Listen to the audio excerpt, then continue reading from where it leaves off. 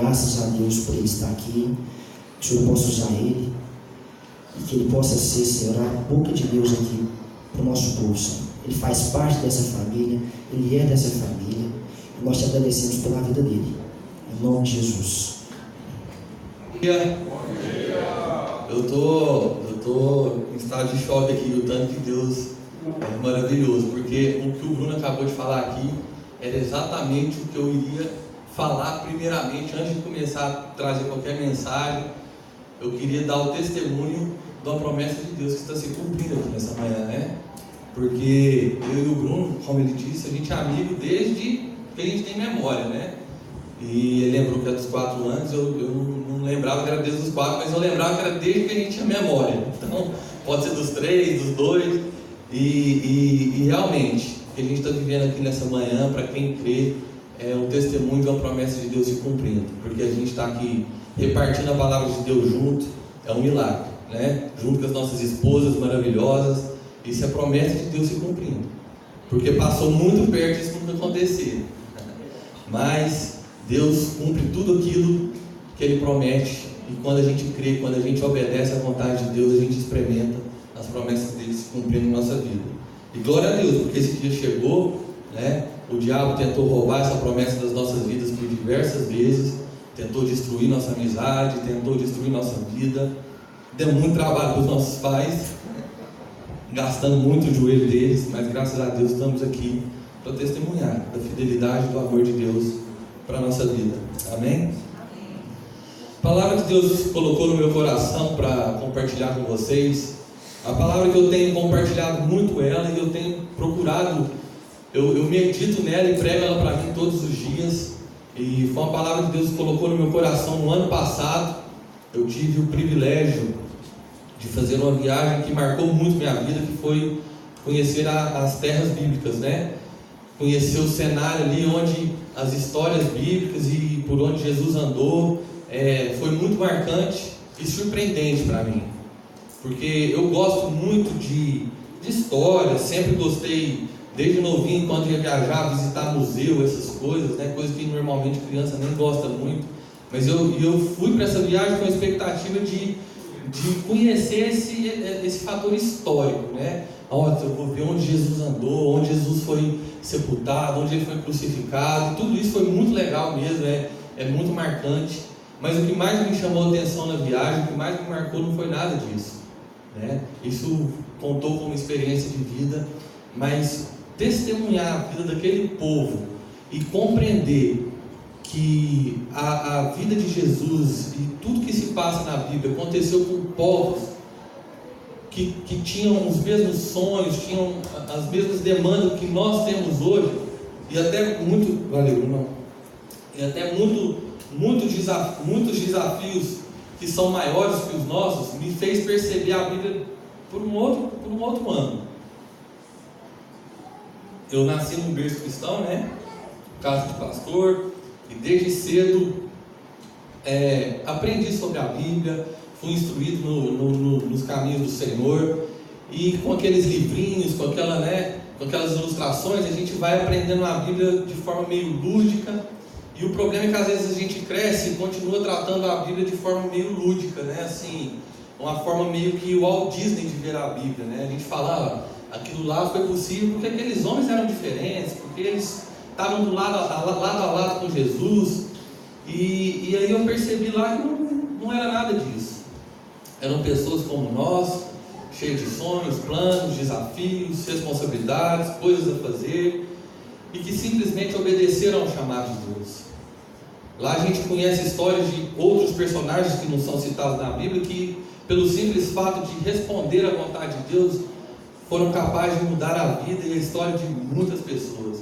Isso me marcou muito, porque Deus tem depositado muito nas nossas vidas, Deus tem feito muitas coisas nas nossas vidas. Como o pastor citou aqui mais cedo, somos um povo privilegiado, né?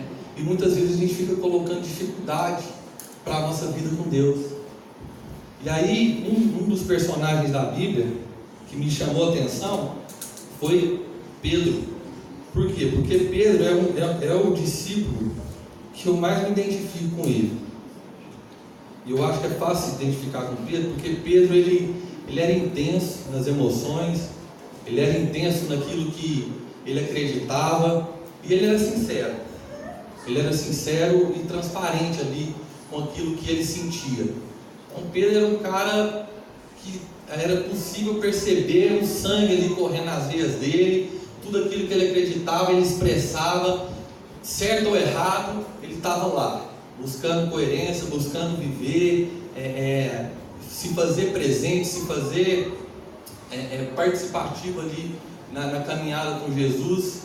E eu pude conhecer alguns lugares por onde Pedro passou, a casa onde ele morou com sua esposa e sua sogra, por onde ele caminhou com Jesus ali.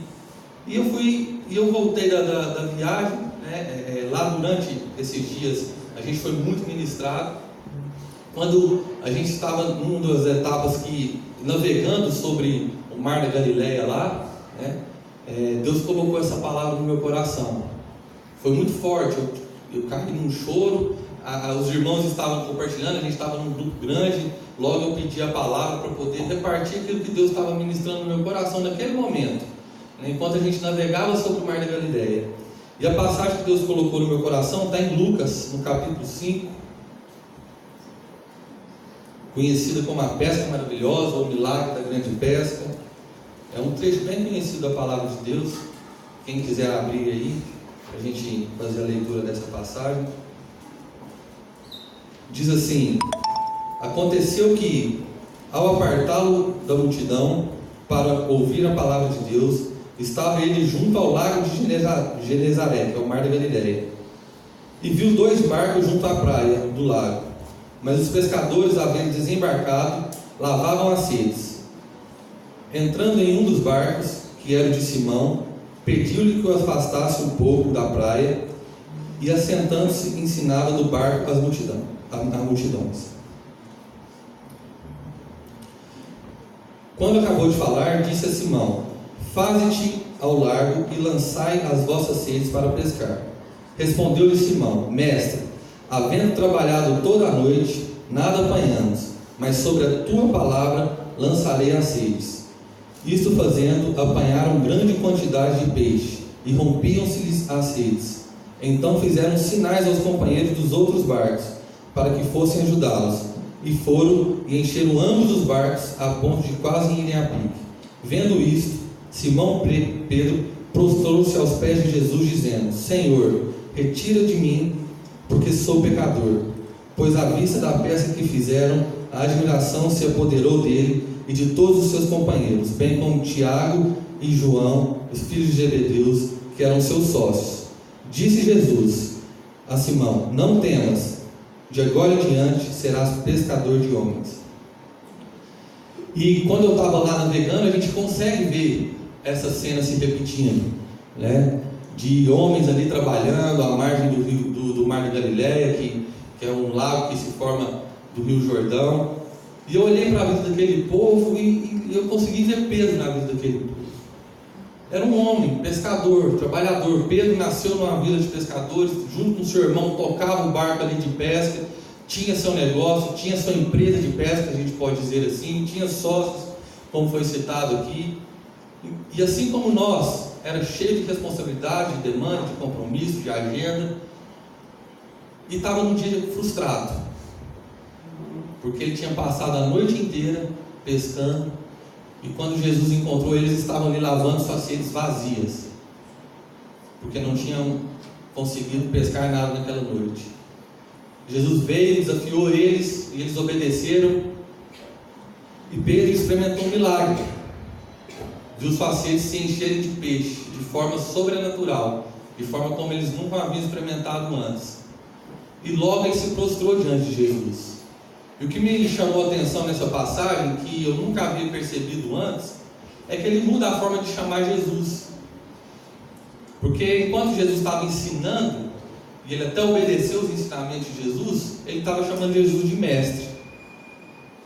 E é um privilégio ter Jesus como mestre da nossa vida, né? É um privilégio poder aprender com Jesus, obedecer a Jesus.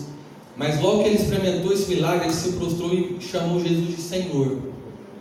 E chamar Jesus de Senhor é um desafio para nós. Porque isso vai envolver não só obediência, mas vai envolver sacrifício, vai envolver responsabilidade, vai envolver abrir mão de muitas coisas para poder seguir o nosso Senhor. E não mais só obedecer o mestre. Porque obedecer o mestre muitas vezes é até cômodo para nós. Quem não quer ter uma receita do bolo que vai dar certo? Quem não quer ouvir conselho de quem sabe todas as coisas? Quem não quer pedir milagre é aquele que pode realizar o milagre na nossa vida. Isso é cômodo muitas vezes, né? Mas o que mudou ali no coração de Pedro foi a disposição de não só mais ouvir falar e seguir o seu Senhor. E de ali em diante ele começa uma trajetória lado a lado com Jesus, uma trajetória de amizade. Pedro, ele é muito citado e ele foi dos apóstolos, dos discípulos ali de Jesus, o que mais conviveu com Jesus, o que teve a maior intimidade com Jesus. Ele era intenso, como eu disse, ele gostava, ele era apaixonado, ele estava vivendo aquele primeiro amor com Jesus, e onde ele podia estar, o que ele podia estar fazendo, junto com Jesus ele estava. Jesus frequentou a casa de Pedro, eles andaram, ele acompanhou Jesus durante todo o seu ministério, e viveu do lado de Jesus coisas que poucos nessa vida puderam experimentar.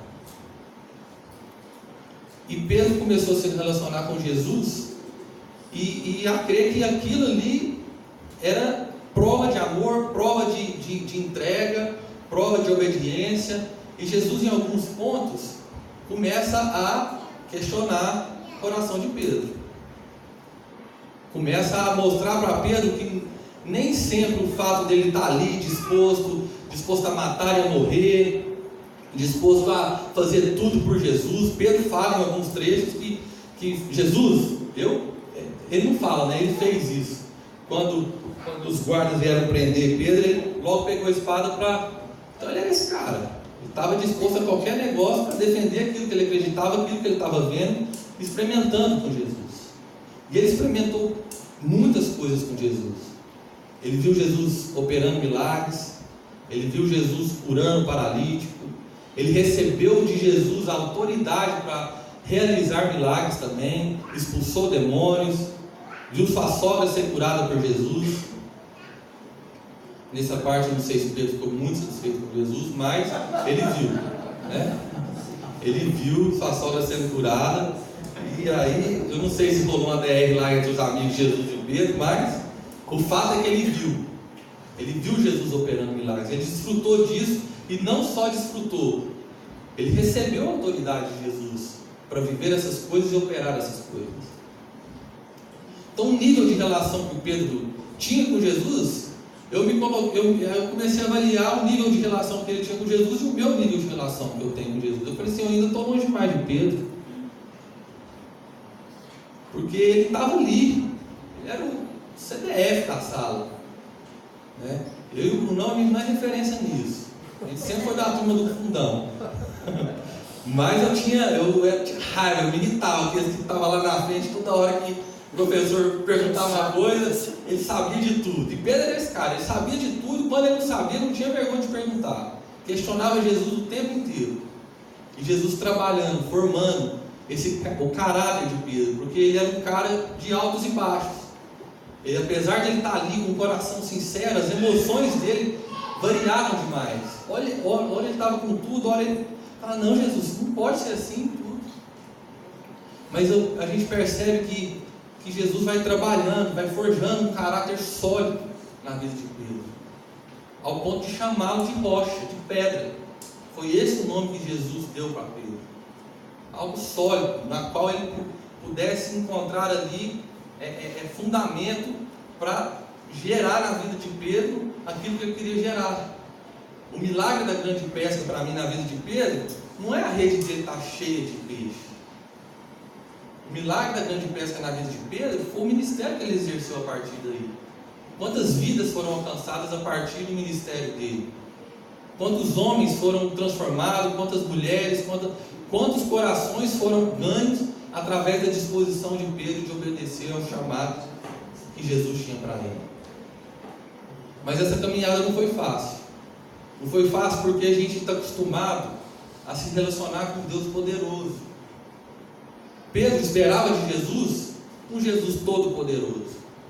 Os maiores questionamentos de Pedro com Jesus foi quando Jesus, o Todo-Poderoso, se fazia Cristo, se fazia irmão, se fazia filho.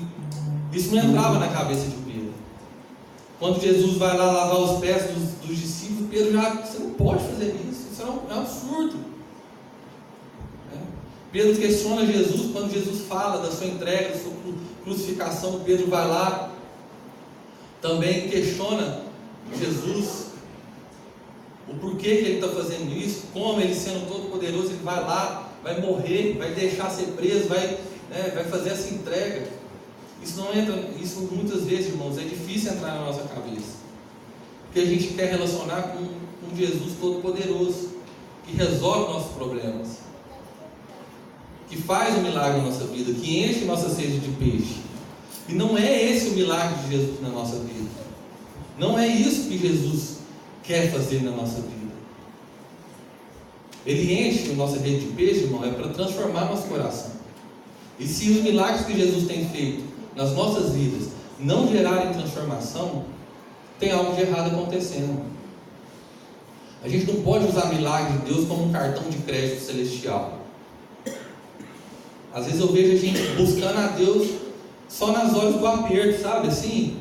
Na hora que está tudo errado, fala, nossa, agora eu preciso de um milagre. Meu Deus do céu.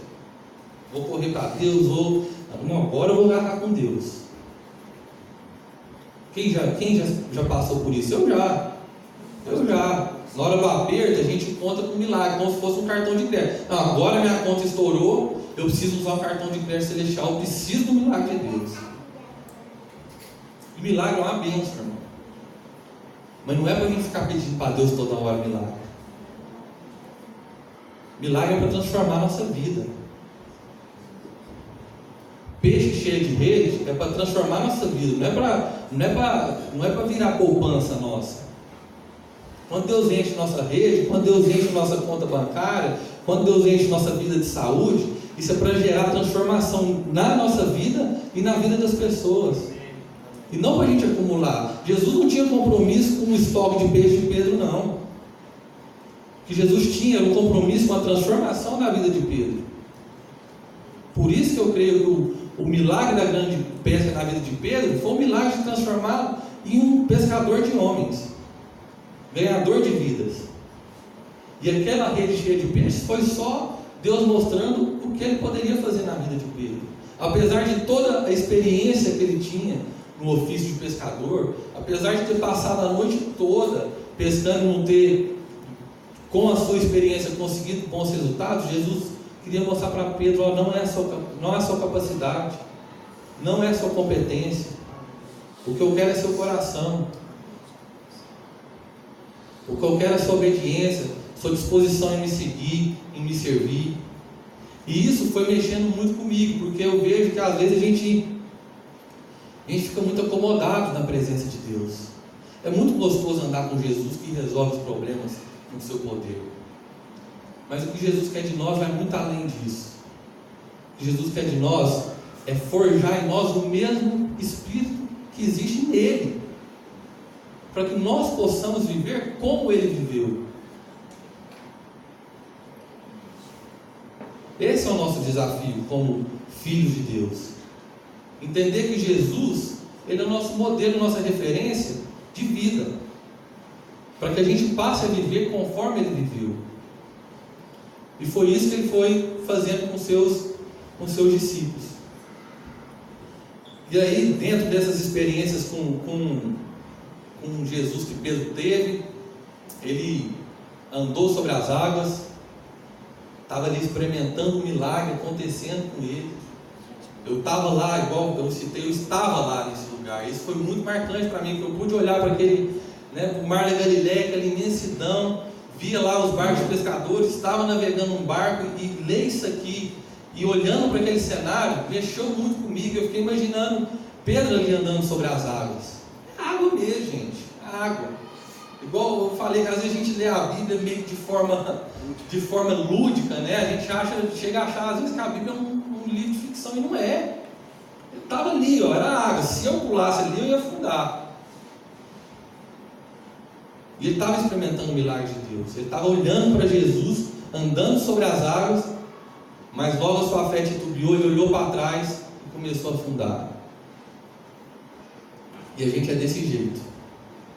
A gente parece que a gente fica colado com Jesus, dependente de Jesus ali o tempo inteiro, vivendo os milagres de Jesus, consumindo esses milagres.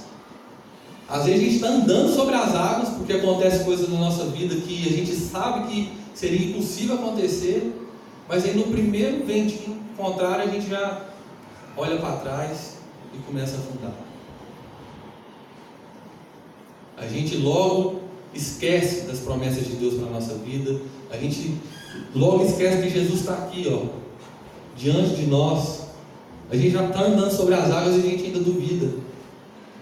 A gente tem dificuldade de se entregar completamente, de entregar a nossa vida e o nosso coração para Jesus e confiar verdadeiramente no cuidado dele conosco. Pedro foi usado pelo Espírito Santo para revelar aquilo que Jesus era. Jesus pergunta para os discípulos: o que o pessoal tem falado que eu sou? Muitos falaram: é o profeta Elias. Jesus vai perguntar: e vocês? E Pedro logo responde: você é o Cristo, Filho de Deus vivo. Jesus vai e fala para Pedro: isso não veio de você, Pedro, isso veio do Espírito Santo de Deus. Pensa Jesus falar para você que você está sendo usado, você está recebendo de Deus, está sendo instrumento de Deus para revelar o Espírito. Que privilégio que não é isso?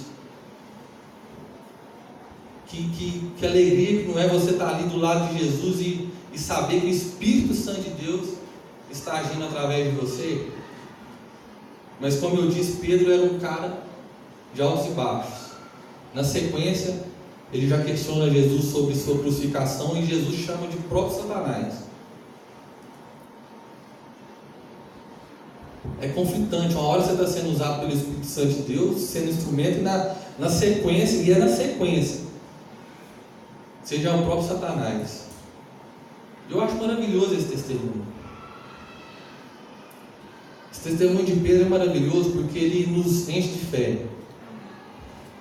Ele nos enche de fé porque ele mostra que Pedro era gente como a gente, humano como a gente.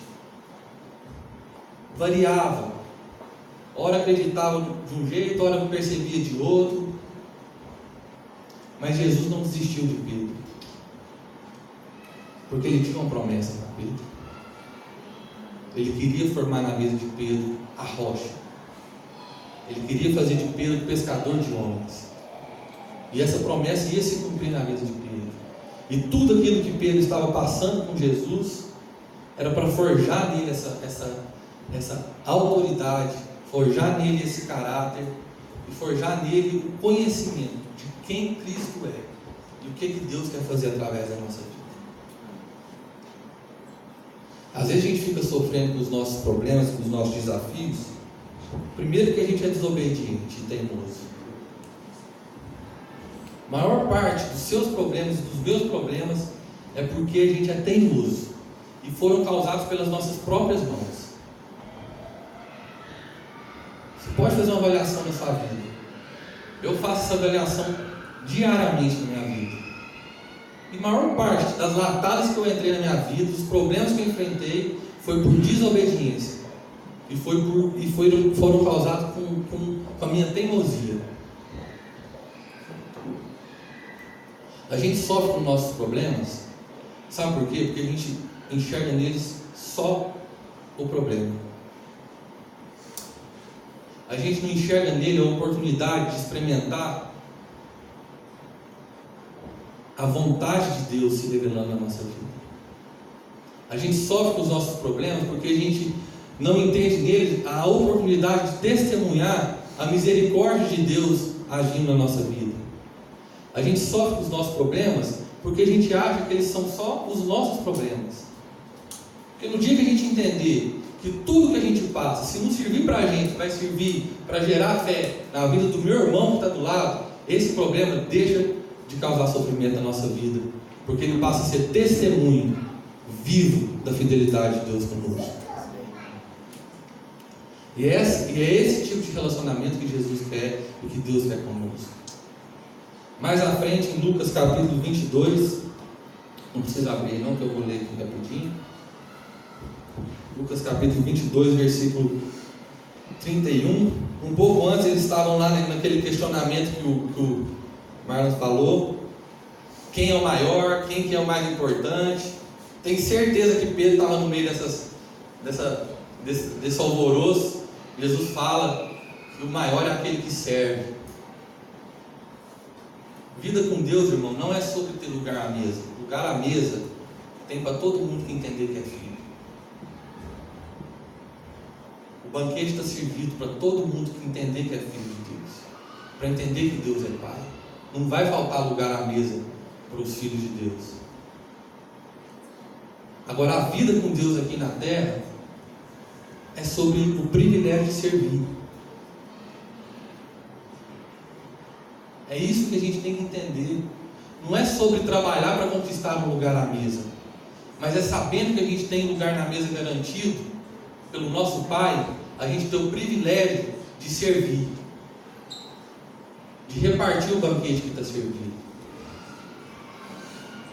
E a gente tem gastado tempo demais correndo atrás das nossas bênçãos, buscando as nossas bênçãos, as nossas vitórias.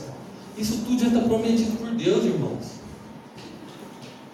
Às vezes eu fico com a impressão que a gente parece aqueles cachorros correndo atrás do próprio rabo. O rabo é a bênção, e a gente fica correndo atrás e nunca alcança. Nunca alcança porque a gente está correndo demais. A gente corre tanto atrás da bênção que ela não dá conta de alcançar a gente, porque na Bíblia fala que a bênção vai nos perseguir. A bênção vai atrás daqueles que amam e temem a Deus. Não é a gente que tem que ficar correndo atrás de bênção, não. Elas vão nos acompanhar. Elas virão atrás de nós, porque elas são promessas de Deus.